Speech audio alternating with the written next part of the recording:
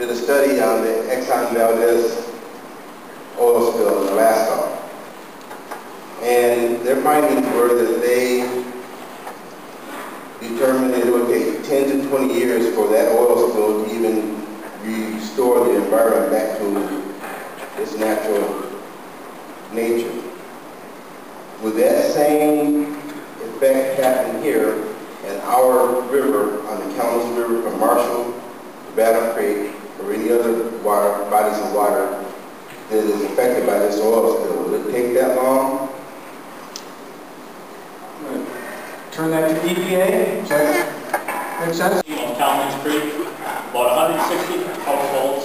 About 90 of them were here a couple weeks ago for a meeting we had with the EPA and the health department, some people from real estate and Enbridge. And we had some questions that we raised then, and I'd just like to see, just let you know what those are. We had the worries about the oil, the cleanup, the odor, and the nuisance, but we felt those are some short-term things. We certainly want action.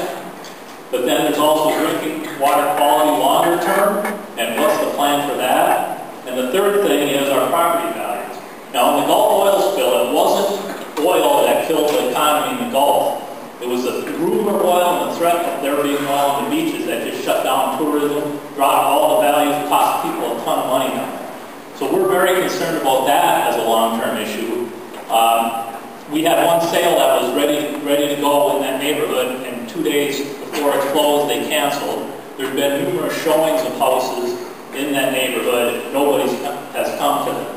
Now, Enbridge said that there shouldn't be any lost property value, and they've done an admirable job with the people that have actual contamination, saying, well, we'll buy those houses, and I know several people are in the process. I don't think it's going real smooth for everyone, but they are working through that process.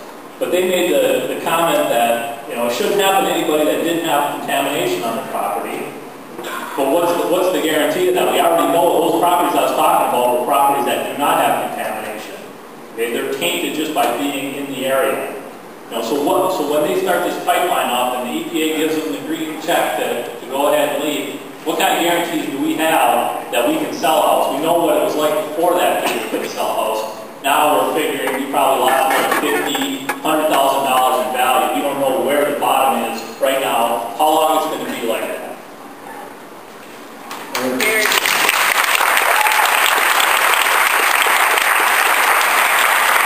Say 15 years from now, there's going to be some big news report. Oh, 30 kids, so many people from little Marshall, Michigan, now all have leukemia. The zone is right next to the river. And I myself suffer from health issues. And I can't go outside because of the smell and the benzene. And they're telling me it's not dangerous. Still strong? I can smell it, but not as bad. We can smell it too down there. We know the odor is there. Absolutely. And our responsibility is to collect samples through air monitoring to ensure that the levels of organic chemicals are not at a health hazardous level. But I agree with you, it does smell in certain areas of the river. Those odors will be there for a while. Yeah, well, and there's a couple of them there. One has leukemia. And Enbridge is just putting them off and putting them off. I think what's going to happen with that? That's what I'd like to know. It's not right. And we was evacuated by Enbridge and by Emmett Township Police Department. They came to our door, they told us to leave our home, but you're saying they guys haven't evacuated us. I'm still located in a hotel. My kids are back home. I have health issues. My husband just got out of the hospital because he had heart issues from this, and I got a dead cat this morning. So you say it's safe, but my pets are dying, my husband's going into the hospital, and yet we've been evacuated, we get the water, and nobody's doing anything, and we're still suffering over there, right along with the other people in Baker State that have health problems. Based on the numbers, hear me out, you have to listen to, look at the risk based on the numbers, and we're not seeing any levels of contamination in those areas for the chemical compounds that would be at risk. Come to our door and have us leave back to the hotel. Why should our police department come to our door and tell us we have to leave our home? If it's not dangerous, why do you do that? I will ask these agencies to continue to monitor, and it will be available. It sounds like folks have been out, and my staff is here too, so we will continue to do everything we can to help. There's someone one for the EPA and Mr. Rucker from the county health department. The first question to the EPA is, obviously the spill happened on Sunday night.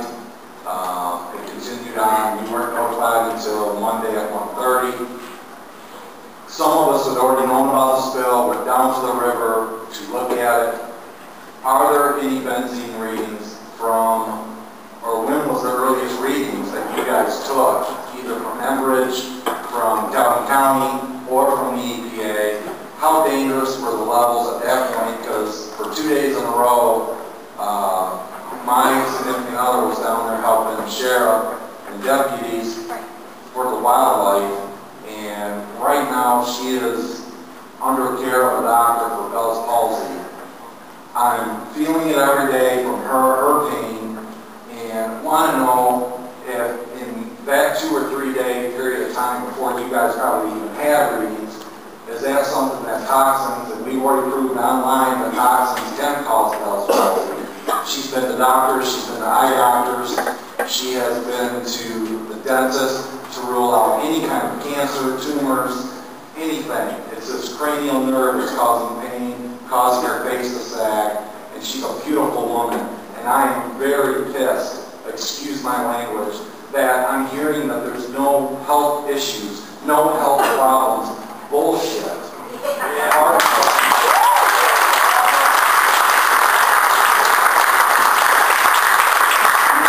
My second question is to Mr. Rutherford. In Squaw Creek, when we had our meeting, I believe it was 2 weeks ago, I want to know, it was very important when they found out that our wells are only 20 to 30 feet deep. I have not seen any readings. I have not seen anybody come out taking any readings from our wells. I don't know if it's too soon for this oil or anything else to reach our groundwater. I just want some answers, because when at that meeting, they didn't even know our well was between 20 and 30 feet and had no record of it.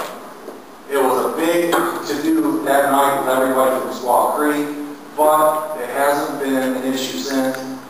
I could be wrong. I don't see the readings. I don't see them. They may be taking readings from other houses in the area, but I need to know if there's any problems in our immediate area.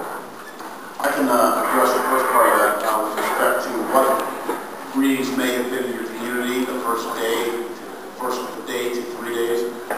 We do have archival data that we can tap into and download that for you and show you what we saw. If we were monitoring your community, typically when we monitor to the last effect area. In other words, we start at the source of the spill and we work out until we don't see data anymore. But again, I can't pay that because I don't have that data in front of me to tell you, but we can certainly gather. Thank you. on the safety. Yeah, in terms of the well, I remember you were sitting over there, and I was quite shocked to hear that you have a 20-foot deep well. Quite frankly, it's an unsafe well to begin with. Oil or no oil, a 20-foot well is an unsafe well, and my recommendation to you is to talk to the well driller and get a new well. But before that, I sent you to one of my people, and did they come up and pull a water sample? No. Okay, I apologize for that. I will personally be up myself tomorrow, and we'll pull a water sample for you. If I don't have a well log, it's probably unlikely that I do for a well that's 20 feet deep.